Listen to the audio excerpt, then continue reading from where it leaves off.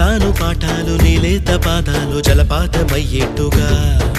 నా దారినే మళ్ళించగా నీకెందుకు అంత పంతం మంచేతిలో ఉంటే కదా ప్రేమించడం మానటం